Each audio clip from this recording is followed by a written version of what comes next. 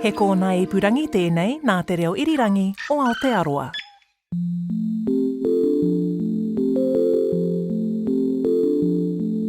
Last week we heard from Kerry-Ann Lee about working with letterpress blocks, which once belonged to artist Guy Ngan.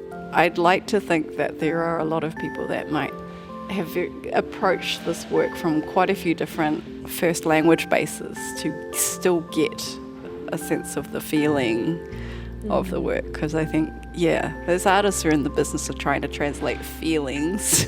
And how do you do that with letter forms and symbols and colour and scale and materials and ink and pixels? In our second episode on letterpress printing, I'm in the basement of Victoria University of Wellington, where the art is not just in the archives, but a living practice. It's a modest collection that includes some wood type, some metal type, some idiosyncratic blocks, printing blocks. This is the Waiteata Press, and that's Canada-born Sydney Shep. She's a book historian and printer who's managed this press for over 30 years. The blocks / chops were selected by Guy Ngan. He knew the manager of the Dominion Post, the Dominion as it was back then. And when they were getting rid of a lot of their printing equipment, which included type and blocks, they said, hey, do you want to come in and pick a small selection? So Guy did. He used them in some of his work as stamps or as inspiration for some of his designs. And he had put them in this purpose-built set of cases. And then his daughter, Liz Ngan, whom I had taught in library school, rang me up and she said they were clearing the house out. Would we be interested in this collection? Welcome to Here Now with me, Kadambari Raghukumar. Liz gave to us as well. So if you follow me into the back storeroom, you'll see lots of... Waiteata is essentially a huge collection of heavy iron printing machines, some dating back even to the mid-1800s. It also has in its safekeeping more than one collection of typefaces, from English to Maori and Chinese. And the most recent collection here was given to the press in 2018 by Liz Ngan, Guy Ngan's daughter. I suppose I'd always known about them since he got them from the Evening Post, and they're just beautiful things, really. He created some artworks, but more just because he thought that they were beautiful. He was a woodcarver originally, and he just liked to play with the shapes, and he admired the wood, he admired the carving, and they were like just a side hobby for him. He did make some small sculptures, but just for family with them. So when it came time to pack up my mum and dad's house after Dad had died, I thought they were absolutely beautiful things, but I couldn't keep them because I wouldn't be able to use them even though I loved them.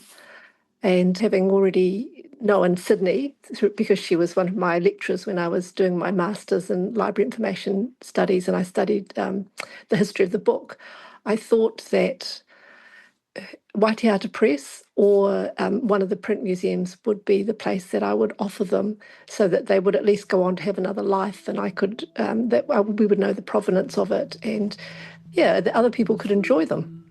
Liz Ngan is an archivist herself, so to her, this was really a living legacy.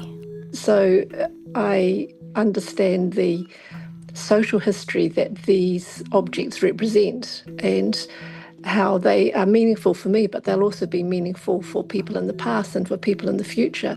Back in 2016, another collection closely connected to the Cantonese Kiwi community was given to the press. It was an entire collection of Chinese typefaces found in an onion packing shed in Pukekohe. They were once used to print the Growers' Journal. Here's a clip from when I got to see them firsthand in 2022 with Taipei-born Yawen Ho. The script actually has a calligraphic tradition, though these particular pieces of kaishu are rendered in metal and in letterpress. They actually still contain that connection to the human hand. Liz Ngan again. The Growers Type project was just incredible and very inspiring that this set of type that had helped the Chinese growers to flourish and to communicate with each other was still existed. That was incredible to me. And I suppose in some ways the Evening Post type from the Blundells is similar in that it's really a part of Wellington's history. At a time when technology was changing, they were going to metal type, so they no longer needed the wooden typeface. But you can feel, what it was like in Victorian times in Wellington and all that holds for the way that society communicated with each other, whether that's because, like my forebears would have read those Evening Post articles back in the 1800s as well. So, there's that connection, whether or not you're Chinese or whether you have got roots here, whether you're interested in the social history of the country. It is a really tangible part of who we are, and the possibilities are endless in what you can do with that. And then we've got more and more, and of course, a pound sign, a very awesome... Sydney Shep has been a New Zealand resident for nearly 40 years, and in her 3 decades of managing the printery, she's become a bit of a leading lady of New Zealand's letterpress scene. Coming to Waiteata Press when we re-established it in 1995 was an interesting experiment to see its really strong legacy that combined teaching, research, and some publishing. With this overlay, we're in a different period now. And what can I bring as a printmaker, book artist, as well as an academic into this space? And also to foster a space of inclusivity where, diversity, equity, and inclusion are sort of the baseline of everything we do. It's also meant that I've encountered a lot of really interesting people, ones that have been my objects of study, so a lot of dead people living in archives in interesting ways, trying to bring them to life. I feel books themselves are animate objects, so for me telling not only the biographies but the autobiographies of individual books becomes a really important dimension of my research and engagement. And then thinking about what is it about type that is more than just communicating semantic meaning. To her, these machines aren't relics. They're instruments of communication that bridge the gap between the digital future and our tactile past. Letterpress printing is sort of what we call what was just the standard printing of books and posters, broadsheets, tickets, pamphlets, parts of everyday life, right up until the computer sort of took over, but more importantly, the personal computer put the opportunity for every person to be a printer, every person to be a designer, every person to be a creative, really. So that these spaces, like Waiteata Press, which might have started out as we did to complement training in what we called then bibliographic description, the actual how do you describe the books that you're looking at, that you're studying.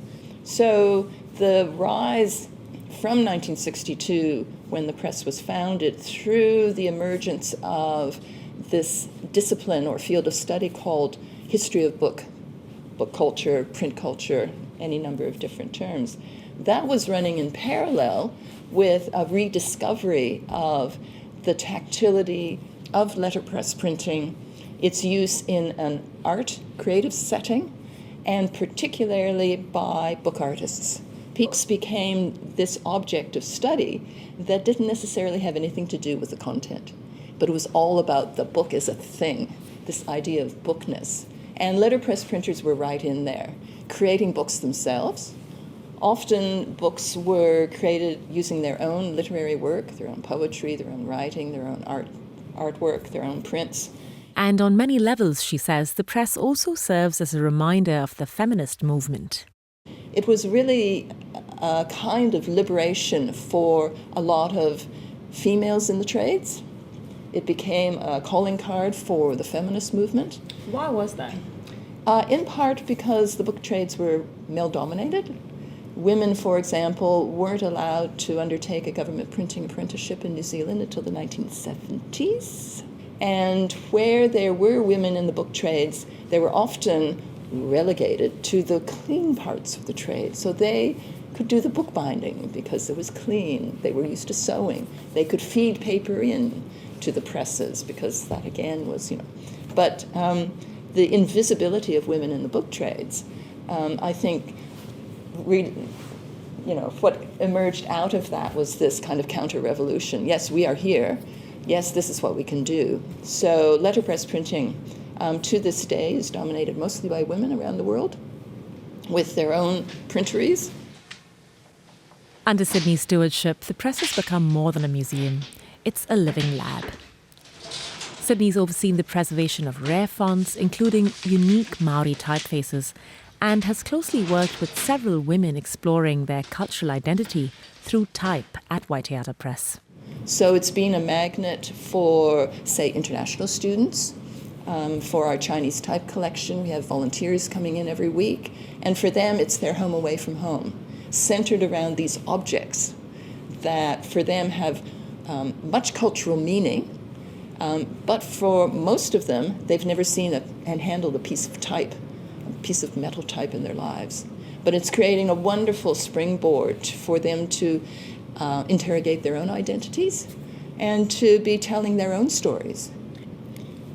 I think when you come from another culture, another country, another space, in order to transition into new spaces, you have to retain a measure of curiosity, humbleness, and openness to understanding what is it that makes you different from everyone else, and how can you explore that in ways that are non-confrontational, but still can resolve differences. It may be that young women in a globalized society are looking for ways to empower their own space, but also to do that not through ego politics per se, but through objects that are suffused with meaning.